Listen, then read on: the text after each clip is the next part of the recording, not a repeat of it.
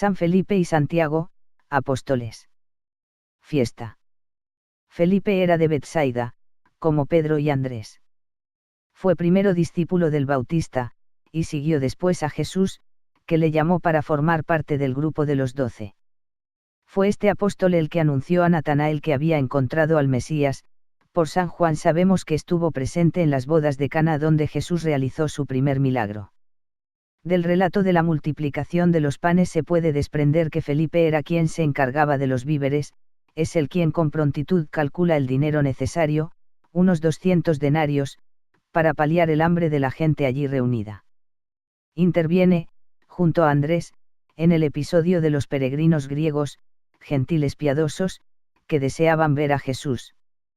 Es también Felipe quien pide al Señor, en el cenáculo, que le muestre al Padre. Es considerado por la tradición como evangelizador de Frigia, Asia Menor, donde sufrió martirio, siendo crucificado.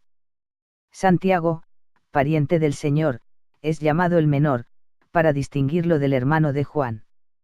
Fue el primer obispo de Jerusalén y desarrolló una intensa actividad evangelizadora entre los judíos de esta ciudad. La tradición lo presenta como un hombre austero, exigente consigo mismo y lleno de bondad con los demás. Fue columna de la iglesia primitiva, junto a Pedro y a Juan. Murió mártir en Jerusalén hacia el año 62.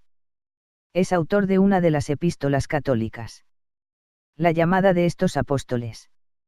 Jesús estuvo siempre cerca de sus discípulos, y está ahora junto a nosotros. Difundir el mismo mensaje que predicaron los apóstoles. Contar siempre con los medios sobrenaturales en todo apostolado. 1. Entre aquellos galileos que tuvieron la inmensa dicha de ser elegidos por Jesús para formar parte de sus más íntimos se encuentran Felipe, hijo de Alfeo, y Santiago el menor. Santiago nació en Caná de Galilea, cerca de Nazaret, y era pariente del Señor. No nos narra el Evangelio el momento en que Jesús le llamó. La Sagrada Escritura pone de relieve que Santiago ocupaba un puesto preeminente en la iglesia de Jerusalén 1. Santiago tuvo el privilegio de que el Señor se le apareciera a él personalmente, como leemos en la primera lectura de la Misa 2. Felipe era natural de Betsaida, la patria de Pedro y de Andrés 3, se trataba de una pequeña ciudad próxima al lago de Genesaret. Muy probablemente Felipe era ya amigo de estos dos hermanos. Un día, en la ribera del Jordán, Felipe encontró a Jesús que, en compañía de sus primeros discípulos, se encaminaba hacia Galilea. El maestro le dijo, sígueme 4. Era el término que Jesús utilizaba para llamar a sus discípulos, de modo parecido al que los rabinos empleaban con sus seguidores. Felipe le siguió enseguida. Y pronto dio a conocer a Cristo, que acaba de convertirse en el centro de su vida, a sus amigos. Encontró Felipe a Natanael y le dijo, hemos encontrado a aquel de quien escribieron Moisés en la ley y los profetas, Jesús de Nazaret, el hijo de José 5. Y ante las dudas que manifiesta Natanael, Felipe le da el mayor argumento, ven y verás.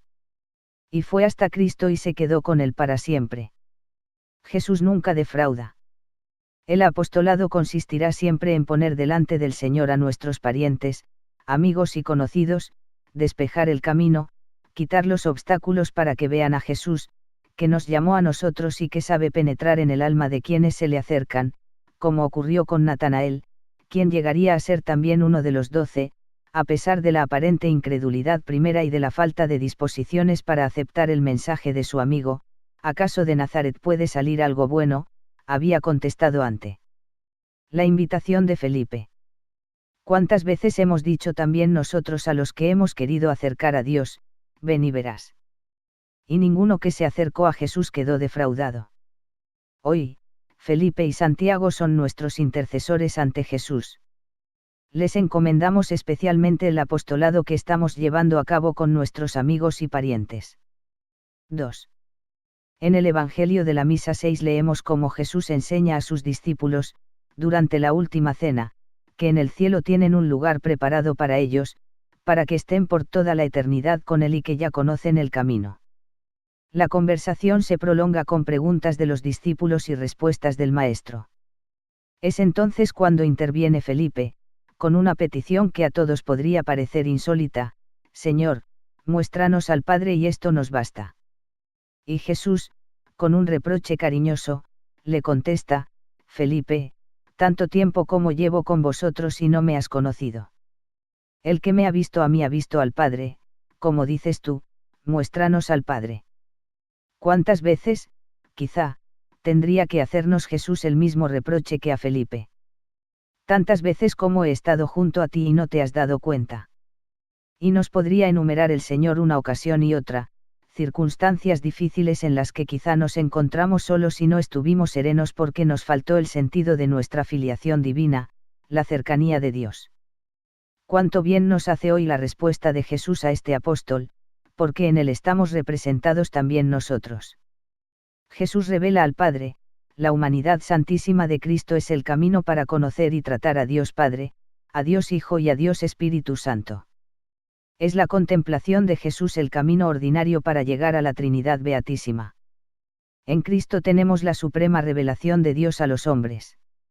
Él, con su presencia y manifestación, con sus palabras y obras, signos y milagros, sobre todo con su muerte y gloriosa resurrección, con el envío del Espíritu de la verdad, lleva a plenitud toda la revelación y la confirma con testimonio divino, a saber, que Dios está con nosotros para librarnos de las tinieblas del pecado y la muerte, y para hacernos resucitar a una vida eterna.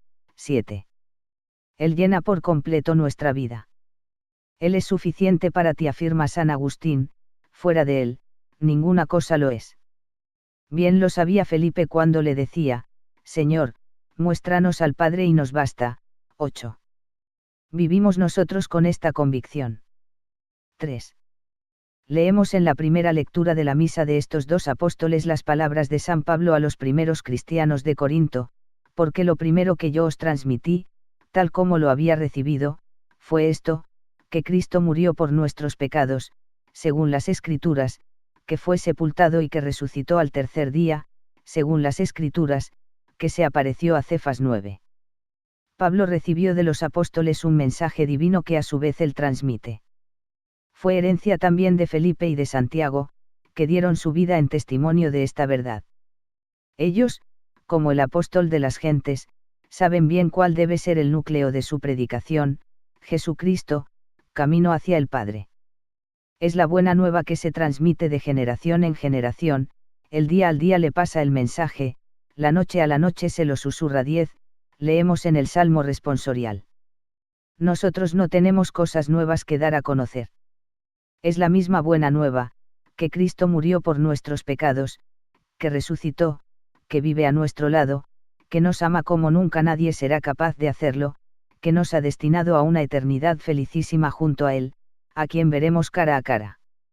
Este es nuestro apostolado: proclamar a todos los vientos y de todas las formas posibles la misma doctrina que predicaban los apóstoles, que Cristo vive y que solo Él puede calmar las ansias de la inteligencia y del corazón humano, que solo junto a Cristo se puede ser feliz, que Él revela al Padre.